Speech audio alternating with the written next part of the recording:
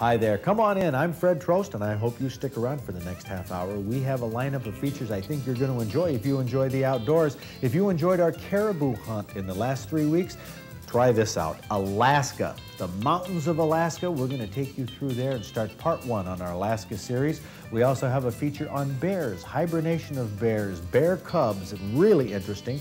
And we have a trophy walleye fishing expedition, which you're going to want to go on, plus a great recipe for venison roll-ups. All this coming your way in a moment, so stay tuned. It's time for Outdoor Digest.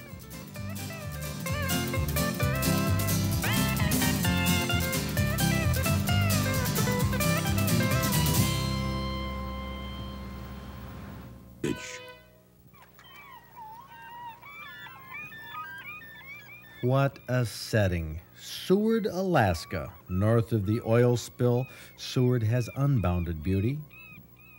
Coho salmon jump in the Seward Harbor, tantalizing the anglers who line the shore to try to catch these silvery prizes. Look at that free-jumping salmon shake its tail as it leaps, a characteristic of coho at the onset of their spawning run. Yeah, there you go. How's it going here, bud? Whoa. I'm low on string. This is Darren on his first day of salmon fishing in Alaska, fishing from shore, casting spoons, and having a ball. I think this is a good one. This one's the biggest one. I don't know. Oh, shoot. It's coming down. Fish on. The coho salmon in Alaska are reminiscent of Michigan's salmon program in the late 1960s when they were first introduced to eat alewives that overpopulated the Great Lakes. In those days, salmon were thick, and you'd often see them jump freely along our coho coasts the same way they do here on the right side of your frame. That wasn't Darren's salmon out there. His is over his shoulder, close to the shore on his left. No, he's not that, in here, Darren? he's not that big. I might as well have fun here. There he goes again. Walking sideways on these rocks is tough. Watch Darren.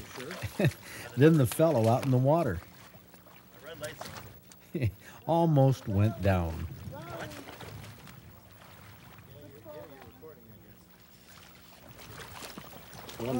Alaskan salmon don't give up easy, but then neither do the anglers. Very few of the folks you see fishing salmon are locals. Most are either tourists or people up here for the summer working temporary jobs. That's the case with Darren and his netman, Eric. Neither had cast a spoon towards a salmon before this day. Their success rate was enviable, though, not because of their skill or experience necessarily, but their persistence put salmon in the net.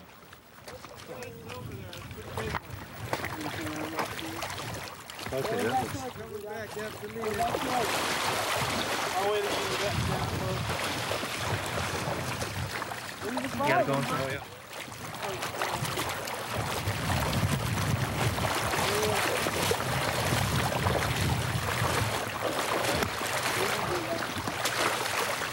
Going right in towards you. Oh, doggy! Big fish. Woo! You might have me beat. Oh, my goodness. Woo! Doggy! Darren and Eric were running a friendly competition as to whose salmon was the biggest. Looks neck and neck to me. Oh, you might have... You got me, I think. Let me guess. You guys are from Missouri. Yeah, Oh, you yeah. go to Missouri, University of Missouri, Columbia. You're up here on vacation? We're working at Kenai in the inlet salmon. Kind of vacation, playing, work. Jeez, Pete. Well, you're nailing them here. How many is this you've taken? Oh, I guess I've had 4. That was my 4th. That was my fifth. And how long you been fishing here? Oh, all day. All day? Probably about 11 o'clock. Oh, that's great. This Well, they is seem to be incredible. jumping all over. Oh, yeah, there's a lot of them in there. Well, everybody was catching salmon, and those who spent the day caught 4 or 5. Not bad for a first day of flinging spoons at Alaskan coho. This cold, clear water harbors more than salmon and Alaska king crabs, though. Some stretches of the tidal bays are favorites among windsurfers. The aura of Alaska isn't just the fish and wildlife. In fact, I'd say that the attraction of Alaska, at least to me, is much like the attraction of stream trout fishing. It isn't so much the fish or the game, it's where they live. I imagine this videotape helps convey some of the beauty we saw, but honestly, it only captures a smidgen of Alaska. You'd have to have wraparound TV screen to duplicate the feelings of standing there among the mountains and the glaciers and to watch windsurfers dressed head to toe in insulated wetsuits. Oh, it was thrilling. What you're watching is tape that John Ford and I captured in one afternoon driving south of Anchorage on the Kenai Peninsula on a Monday in late August. Ah, the beauty of windsurfing. Looks easy, doesn't it?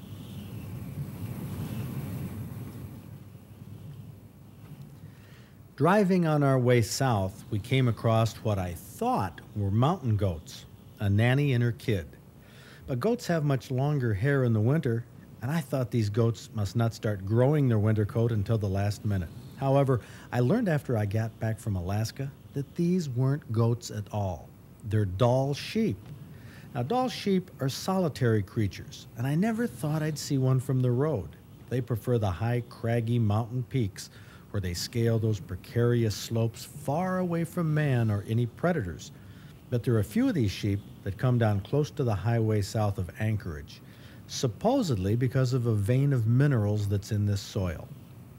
These sheep are amazing to watch, and yes, falling, avalanches, that's the most common cause of death in the mountains. I don't know which looked less appealing to do, windsurf in 40 or 50 degree water or climb a mountain with these sheep. But you don't have to do either in Alaska. You can just watch. Fascinating country. It makes you wonder how these animals survive the winter.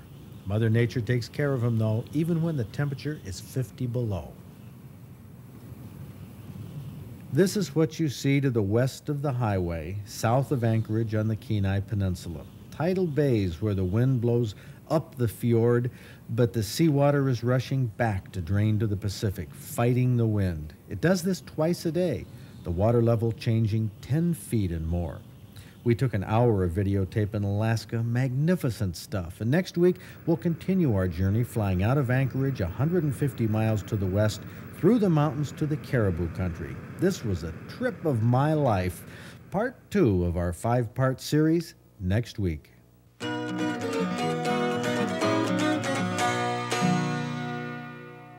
How about that scenery? Alaska. What a wilderness. What a beautiful place to be. We're going to take you in the weeks ahead to back in the mountains in a spike camp. I tell you, you're going to enjoy it. So I hope you stick with us the next few weeks.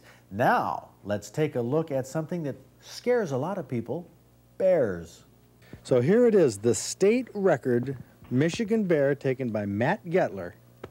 Matt, this is a 650-pounder? Yes, 650 pounds, scored 22 inches even, Boone and Crockett, and makes it 8th largest in North America. Okay, the Boone and Crockett scores the skull. Yes, measures the skull only. It scores length times width, and then totals it up. Mm-hmm. And that's how you get your score. And your bear stacked up how big in the... 8th in North America. Wow. It was pretty exciting. Now, where did this bruiser come from? Roscommon County. I think your dad said something. Come on over here, Norm. Didn't you say that that this bear was in shouting distance of the outdoor fair? Within shouting distance, yes. The Gettlers have hunted bears for years and are genuinely concerned about the bears. Active DNR research over the last few years has taken place on Drummond Island. That's where bears are radio collared in the summer and studied during the winter at their dens. Researchers like biologist Larry Visser analyze the bears' positions in the den, and then they'll use a poke stick with a tranquilizer to make sure the bear stays sleeping. Now, bears don't technically hibernate, although they do sleep deeply. But a bear awakened in the middle of its midwinter slumber can be a little snarly. All that takes to prevent that is just a jab of the needle, and of course about a 10 to 15 minute wait for the tranquilizer to go to work, and it prevents any problems that might ensue. It's no easy task getting this bear out.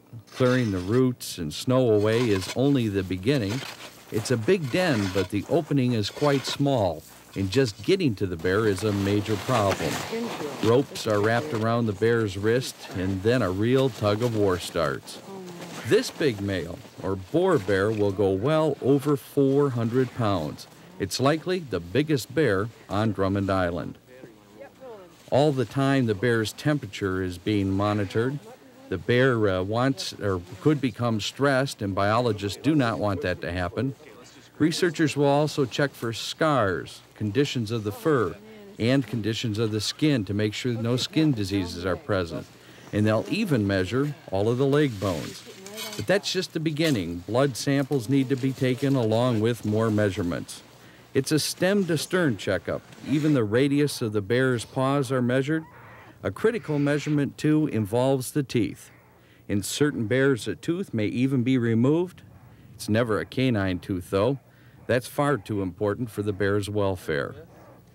Now, all of this data is recorded for each individual bear. The toughest measurement to get, especially on this boar bear, is the weight. Okay, he's almost clear.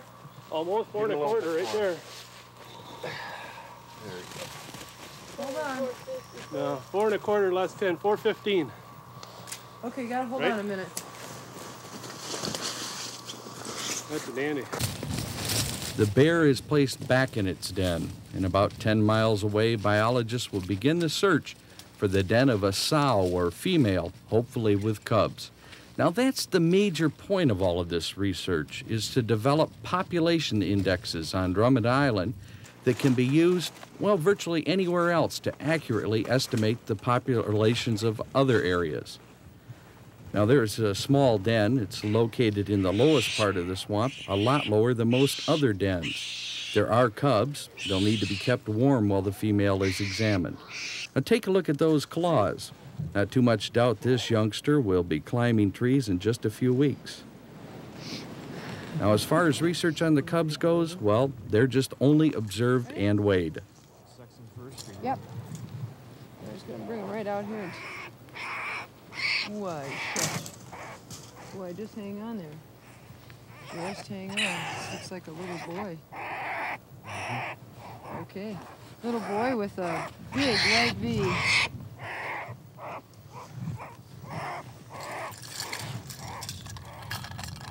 Told you this one was the noisy one when it was a boy. You guys didn't believe me. There is a lot left to know about Michigan's black bears, and even though Matt Gettler and his dad have the state record black bear, there are some things about black bears that still surprise even them. One of the things that is amazing of this bear is his track size. He actually left a track on hard-packed sand that you would assume that bear would be anywhere between 350, 400 pounds. If you went by track size. If you just went by track size. But track size is very deceiving, the same way with people. We try to base our track size guesstimate more on imprint on terrain, depending upon what it is. I mean the depth of the imprint. And the size also, but even that would fool you. So many times you feel that you have an extremely large bear per track, and the bear weighs 150 pounds. So bears do come with big feet, disproportionately big feet. Bears and all animals, we feel, are just like people. They have different personalities. There are those that are easygoing and carefree, and then there are those that are seclusive that you never see. Mm-hmm. There are those that are clowns, and there are those that are terrors. They are extremely tough bears. They are hard on hounds, and they are the type bear that do the most damage. But that bear doesn't have to be size-wise to be tough. Usually 150, 200-pound bear is the meanest bear alive. Bears are interesting creatures. They scare a lot of people, but our black bears that we have throughout most of the country are really rather harmless. Now let's go walleye fishing with Bob Garner, where he catches the walleye of his life. We like to see sunny skies, maybe a few clouds when we go fishing, but that's only for our own comfort. Fish generally prefer cloudy skies, and some, like walleye and catfish, prefer night. That's why O.J. Cypherline finds walleye are easier to catch in murky water. Day like today, where they weren't hitting all that well, how did you decide to go where we went? Well, I took a gamble on big fish and then numbers. The big fish do hang down below the islands, down along south of the little island, but today it was just, I wanted a big fish for you, which we ended up getting. The water clarity, because we've had north winds for the last 6 days in a row, started to clear up where you could actually visually with your eyes see the reefs. And of course, this walleyes, chased them right out of there. So they went for deeper water. That's one of the reasons we went up to 30, 40 feet where we were. We've often found that the muddier the water, the more shallow you'll find walleye, and you'll find them feeding during the day. Bob Garner spent an afternoon with O.J. Cypherline in Lake Huron off Au Gray, fishing around the Charity Islands looking for a big walleye. The water is usually muddy in rivers that flow into large lakes, and these waters close to port can produce good catches, especially at night when the boat traffic slows down. The wind kicked up in the afternoon, not necessarily dangerous for a small boat, but in rough chop, a larger boat will get you to and from fishing a little faster. The first lure that O.J. put out wasn't tuned right. It just wouldn't stay down. Well, what happens is that's turned up on its side. The fish just knows that a bait fish does not swim on its side. If you put a little pressure on that, like you're going to turn to the outside, if this was the outside lure, and it speeded up a little bit, look what happened. Whoops, right out of the water it comes. It'll do the same thing. So what you do with them, it has nothing to do with this red bill.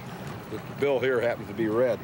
It's this wire harness hookup here that I'm rubbing my finger upside down. You take that. Now this lure was running through the water tipped up this way. You want to bend this very slightly in the opposite direction. Just put a little pressure on it. Now this being a super magnum, you got to put a little more pressure on this one than you do on the little ones. So if I got enough pressure on that, now see how that's, okay, I'll bring it back up to the surface. See how when I pull the rod forward, it's diving right out of sight. It's now no longer riding up on its side. Hottentots. Are they the only bait you can catch walleyes on out here? No, but by far they are the most productive. The bass magnet, Bill Westmoreland's bass magnet works real well.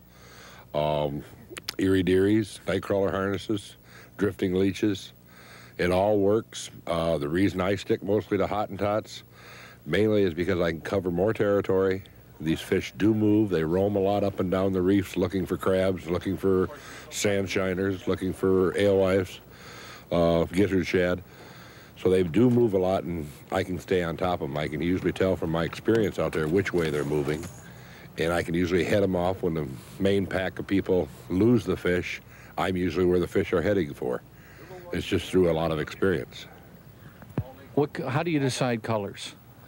You've got every shade of Hottentot and a lot of big diving baits on here, but how do you decide what color you're going to use? Well, colors means a lot to a walleye.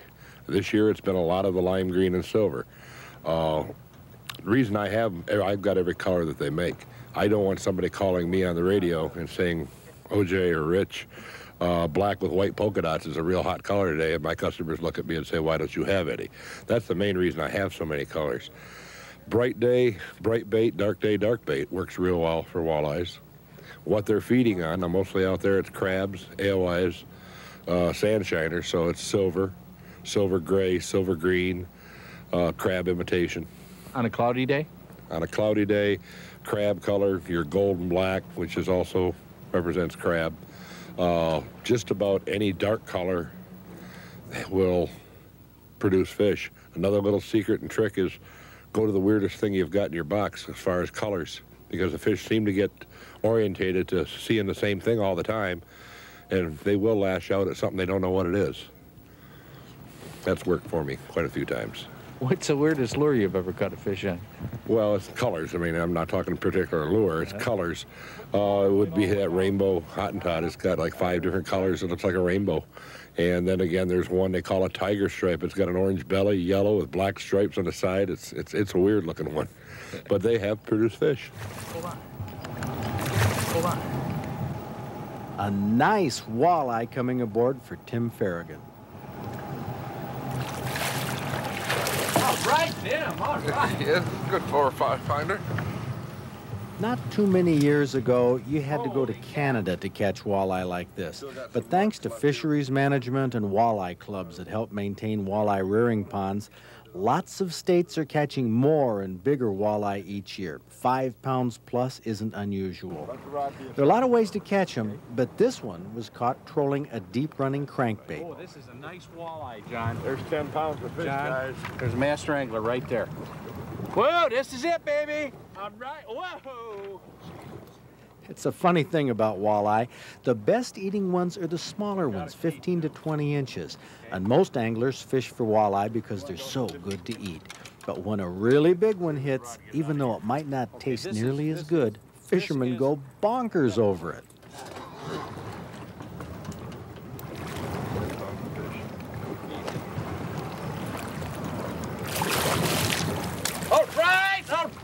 Get him in the boat quick. Oh, it was a nice walleye. Ended up weighing somewhere over 8 pounds. Bob Garner's biggest yet and a real thrill. A lot of people don't realize that there are more big walleye where they fish than they think. This one inhaled the lure, but it could have been just as happy with a crawler harness or a jig and minnow. The secret? Being at the right place at the right time. The oldest story of all in the world of fishing.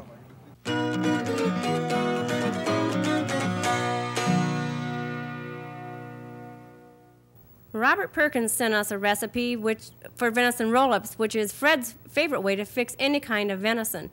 Going to take venison steaks, and now these are just sliced real thin. A lot of the roll-ups, you pound the meat down to size, but these are just going to slice it thin. And then add your seasoning salt and seasoning pepper, and that's the only seasonings that go on these steaks. And it looks like quite a bit of garlic, but these are going to be spread out over the steaks, and it's just garlic cloves. And then we're going to make a filling out of cheddar cheese, Swiss cheese, and onion. And you could use just about any kind of filling you wanted here. Some of them have called for a pickle. We've done some with onions. But this one is just real mild and doesn't take away from the venison at all. And you do want to make sure that the cheeses are all mixed up together because they're going to be spread out over the different pieces of steak.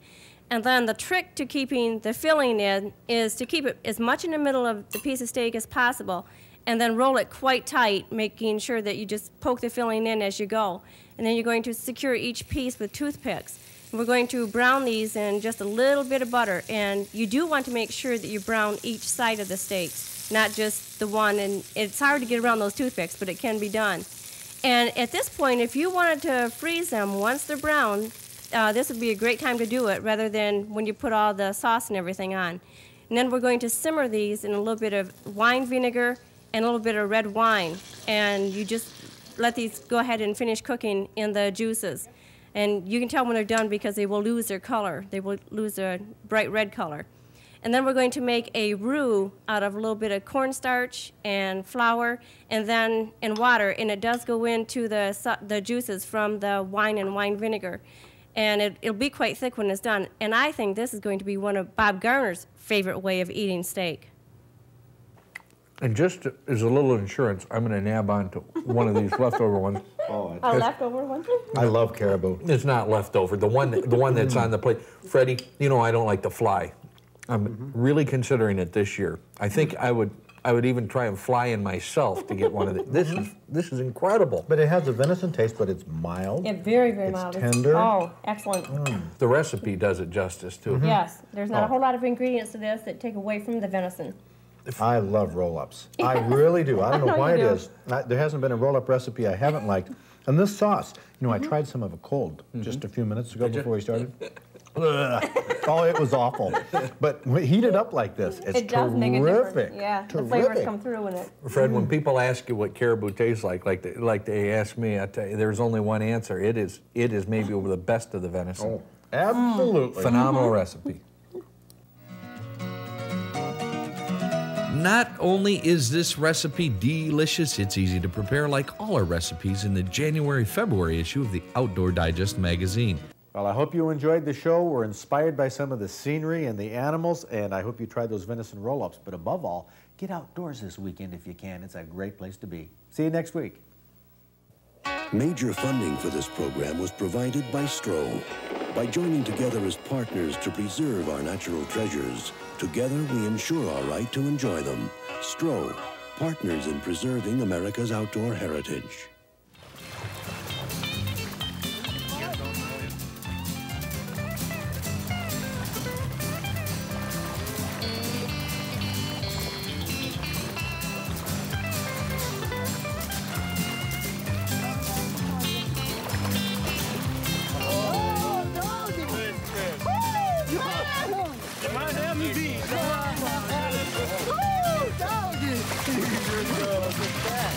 Bigger.